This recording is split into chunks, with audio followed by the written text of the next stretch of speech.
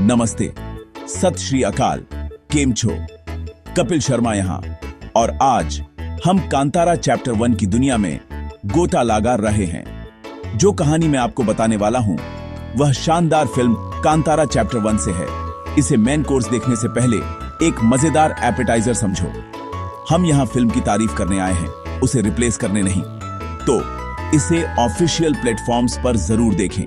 कहानियां मेरे सिद्धू पाजी की तरह गहरी और समझदार होती हैं। ध्यान से सुनना। इस कहानी में राजा, देवता, जंगल, रहस्य और एक हीरो है जिससे आप पंगा नहीं लेना चाहेंगे। यह हमें याद दिलाता है कि कुछ चीजें किसी भी ताज या कानून से पुरानी और ज्यादा शक्तिशाली होती हैं। तो अपनी चाय लो और एक ऐसी दुनिया में एंटर होने के लिए तैयार हो जाओ जहां जादू असली है और जंगल की अपनी आवाज है। कांतारा चैप्टर 1 टाइम में वापस एक जर्नी है, एक ऐसी जगह जहां इंसान और भगवान के बीच की लाइन बहुत पतली है। यह एक प्रीक्वल है, एक ओरिजिन स्टोरी जो बताती है कि जंगल पवित्र क्यों है, दैवीय रक्षक की पूजा क्यों की जाती है और जॉन और शाही परिवार के बीच टेंशन क्यों है। इस बैक स्टोरी को समझना पूरी गाथा को अप्रिशिएट करने के लिए बहुत जरूरी है। यह फिल्म पीढ़ियों से चली आ रही परंपराओं को एक आवाज देती है। यह जड़ों के बारे में है, सिर्फ एक्शन के बारे में नहीं। मेरे साथ रहस्यमय जंगल को एक्सप्लोर करने के लिए तैयार हो? चलो कांतारा के दिल में अपनी जर्नी शुरू करते हैं। फिल्म फैथम में वापस स्वागत है। आज हम कांतारा चैप्टर 1 में गहराई से गोता लगा रहे हैं।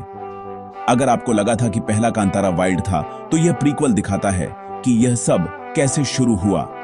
कहानी हमें 1970 के दशक और उससे भी पहले ले जाती है, जो एपिक कॉन्फ्लिक्ट की नींव रखता है। यह के गए वादों, तोड़े गए वादों और उसके बाद आने वाले दैवीय न्याय के बारे में है। हम कुंडापुरा के शाही परिवार से मिलते हैं। कुलशेखर और उनके बेटे राजशेखर जैसे राजा, ऐसे लोग जिन पर एक ऐसे वादे का बोझ था जो उनके पूर्वज ने एक दैवीय आत्मा से किया था। फिल्म एक हरे भरे अनटैम्ड दुनिया को स्थापित करती है जहां परंपरा वह हवा है जिसमें लोग सांस लेते हैं।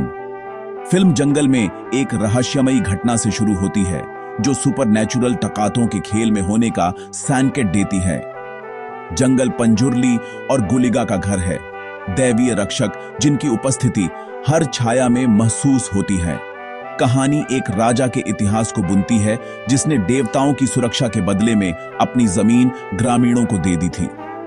यह शाही वादा कहानी का सेंट्रल पिलर बन जाता है, शासकों, ग्रामीणों और देवताओं के बीच एक पवित्र कॉन्ट्रैक्ट।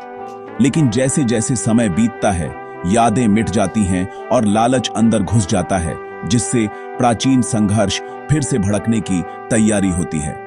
यह सेटअप बहुत जरूरी है जो कांतारा के दिल में दानवी और शाश्वत संघर्ष को स्थापित करता है।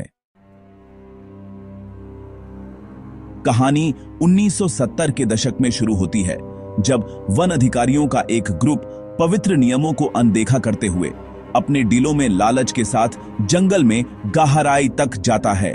वे प्राचीन रीति रिवाजों का अनादर करते हैं और जंगल सुपरनैचुरल गुस्से के साथ प्रतिक्रिया करता है।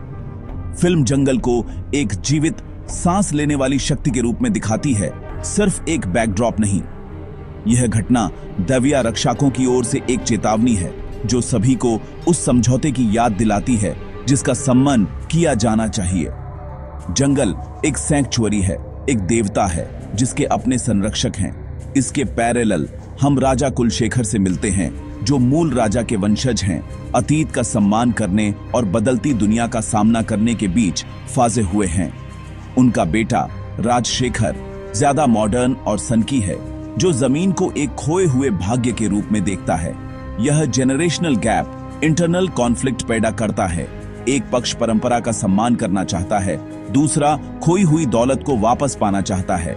शाही परिवार बुरा नहीं है, वे बेताब हैं, फीकी पड़ती शक्ति से चिपके हुए हैं और प्राचीन वादे को एक अभिशाप के रूप में देखते हैं। जमीन को वापस पाने की उनकी इच्छा सर्वाइवल में निहित है, न कि खलनायकी में। यह उनके इवेंचुअल एंटेगनिज्म को विश्वसनीय और दुखद बनाता है। वे इतिहास में फंसे हुए हैं, सदियों पहले किए गए वादे के परिणामों से बच नहीं सकते।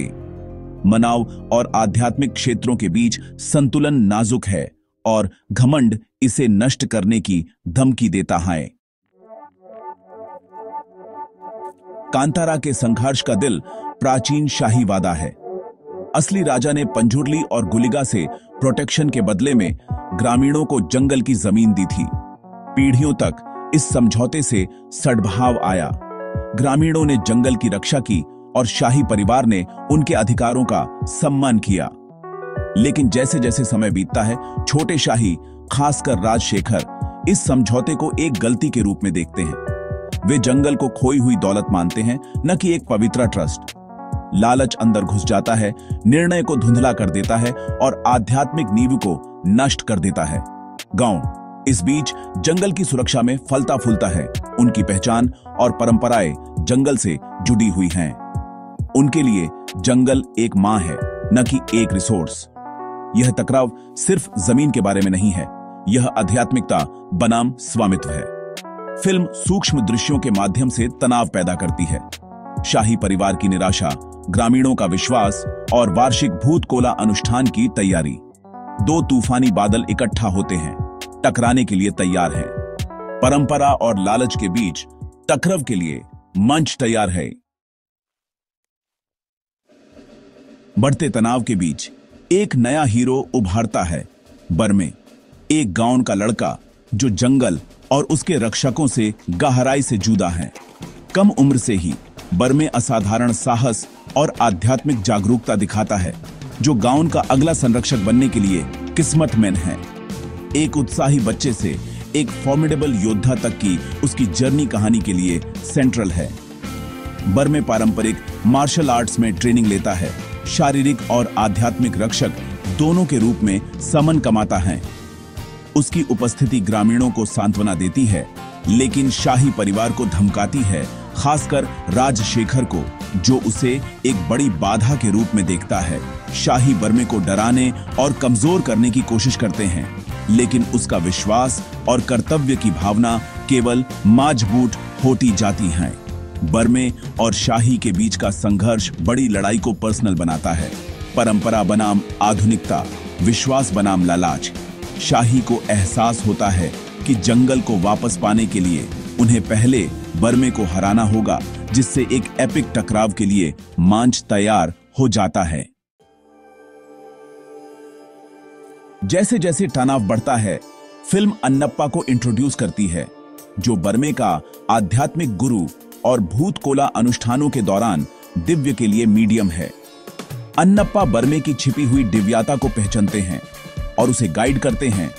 न केवल शारीरिक कौशल, बल्कि एक सच्चा संरक्षक बनने के लिए जरूरी आध्यात्मिक अनुशासन सिखाते हैं। अन्नप्पा मानव और दिव्य दुनिया को जोड़ते हैं। गांव की रक्षा के लिए पंजुर्ली और गुलिगा की इच्छा को चैनल करते हैं। पवित्र अनुष्ठान और रहस्यमयी भविष्यवाणियां आने वाले संघर्ष का पूर्वाभास देती हैं।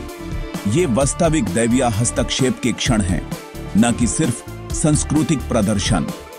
फिल्म पवित्र वस्तुओं और स्थानों के महत्व पर प्रकाश डालती है, जैसे एक रहस्यमयी कुआं जो बर्मे को आध्यात्मिक शक्ति से जोड़ता है। बर्मे की जर्नी इन आध्यात्मिक स्तंभों से प्रेरित है, जिससे आने वाली लड़ाई सिर्फ जमीन के लिए लड़ाई से कहीं ज्यादा बन जाती है। यह गांव की आत्मा के लिए लड़ाई है। जैसे जैसे शाही बेताब होते जाते हैं, वे गांव के भीतर विश्वासघात के बीज बोते हैं। कनकौती के पिता में एक सहयोगी ढूंढते हैं, जो धन और स्टेटस के वादों से लुभाया जाता है। यह आंतरिक विश्वासघात गांव की एकता को तोड़ देता है। यह दर्शाता है कि असली खतरा सिर्फ बाहरी दुश्मन नहीं है, बल्कि भीतर का लालच और ईर्ष्या है।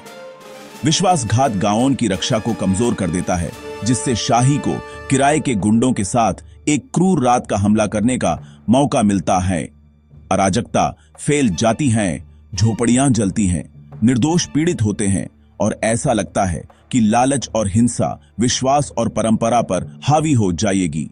हमला प्राचीन समझौते को नष्ट कर देता है और शाही और ग्रामीणों के बीच खुला युद्ध घोषित करता है। लेकिन पवित्र भूमि पर निर्दोष रक्त बहाकर शाही एक भयानक शक्ति को जगाते हैं, जो न्याय का इंतजार कर रही थी। हमला बर्मे के आदिम क्रोध को उजागर करता है। वह संरक्षक से बदला लेने वाले में बदल जाता है, जंगल और उसके देवताओं की कच्ची शक्ति को चैनल करता है। क्लाइमेक्स एक लुभावनी लड़ाई है। बर्मे अब इंसान से ज्यादा गुलिगा के दैवीय क्रोध का पात्रा बन जाता है। जैसे जैसे वह लड़ता है, उसकी ताकत अलौकिक हो जाती है और जंगल खुद उसकी मदद करता हुआ प्रतीत होता है। राजशेखर के साथ अंतिम टकराव व्यक्तिगत और सुपरनैचुरल दोनों है। जब बर्मे लगभग हार जाता है तो गुलिगा की आत्मा पूरी तरह से उसे अपने कब्जे में ले लेती है। उसकी आंखें चमकती हैं और उसकी युद्ध की पुकार दैवीय शक्ति के साथ गूंजती है। शाही अंततः उस सच्ची शक्ति को देखते हैं जिसका उन्होंने मजाक उड़ाया था। देवता की उपस्थिति निर्विवाद है। बर्मे गुलिगा के रूप में दैवीय न्याय देता है, संतुलन बहाल करता है और उन लोगों को दंडित करता है जिन्होंने भूमि को अपवित्र किया था। फिल्म आत्मा के प्रस्थान के साथ समाप्त होती है। एक बदले हुए बर्मे और एक गाउन को छोड़ जाती है जिसने विश्वास की सच्ची शक्ति देखी है। तो यहां सबक क्या है? संतुलन, शक्ति और जिम्मेदारी के बीच, प्रगति और परंपरा के बीच, मानवता और प्रकृति के बीच। शाही ने तब शांति खो दी जब वे इस संतुलन को भूल गए, यह सोचकर कि वे जमीन के मालिक हो सकते हैं और उसका शोषण कर सकते हैं।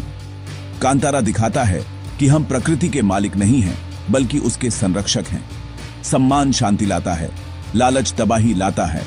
फिल्म विश्वास और परंपरा के लिए एक श्रद्धांजलि है, वे जड़ें जो एक समुदाय को एक साथ रखती हैं।